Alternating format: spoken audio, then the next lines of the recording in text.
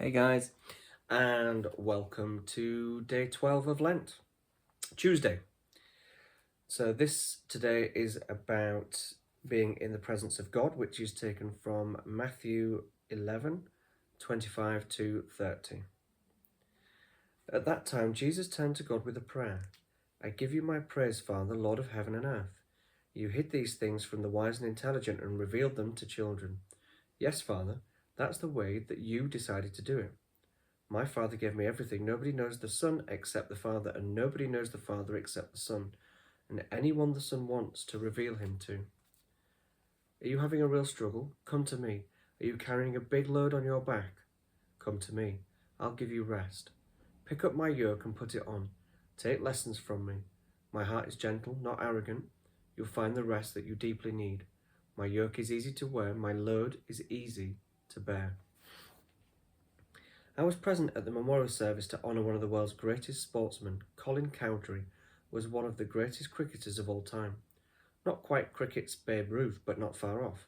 He was known and loved all around the world, not least in India, Australia, Pakistan and the West Indies, whose cricketers had learned to fear and respect his extraordinary ability, and whose crowds had come to love him as a man, not just as a player.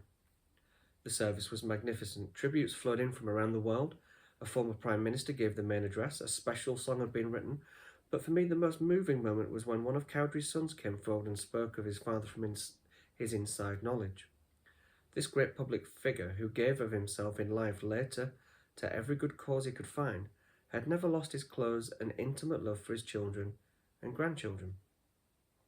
There were many fine stories which only a son could know, and only a son could tell. It was a heartwarming and uplifting occasion. This remarkable passage in Matthew shows Jesus coming to the same recognition about one he called Father. There were many things about his Father that for some reason only he seemed to know, and only he could tell. There is a deep mystery here which takes us right to the heart of what it meant to be Jesus.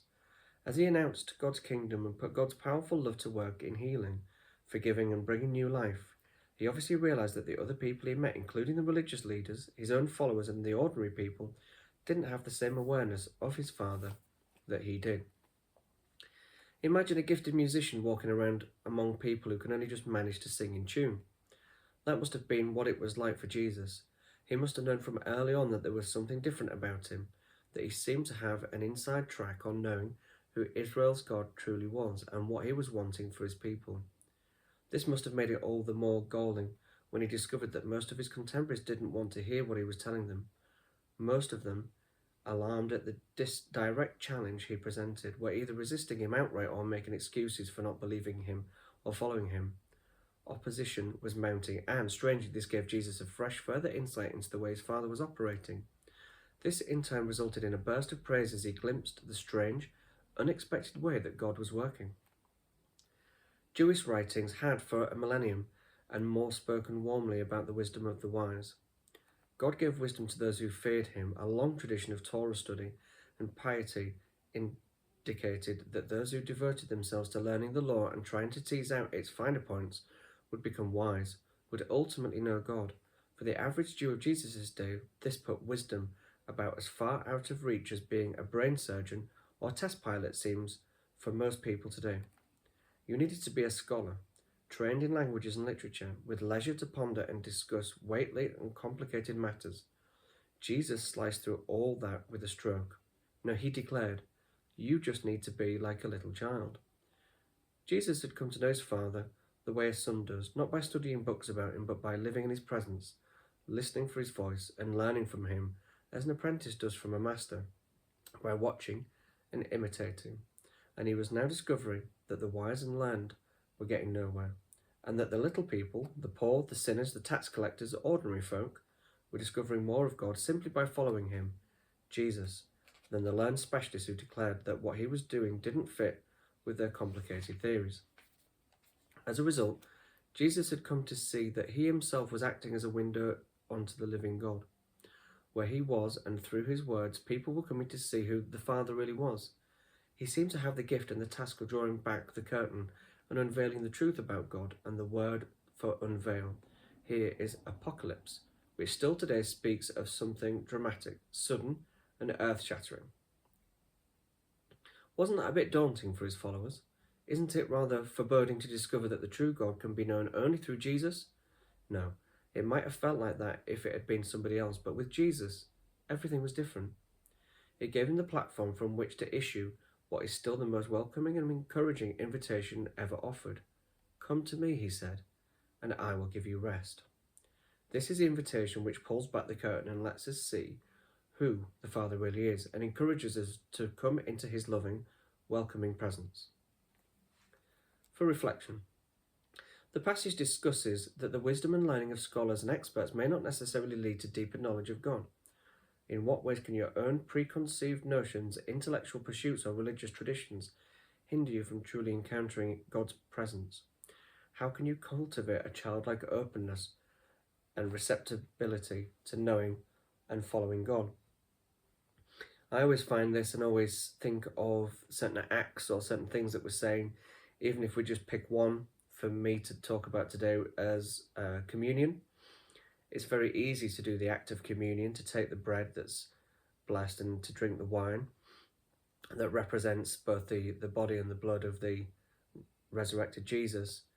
It's really easy to just do that and feel like it's something good and beneficial to do without actually thinking about what it is that you're doing, the meaning behind it, and the love that you should have for God whilst you're doing it, the gratitude.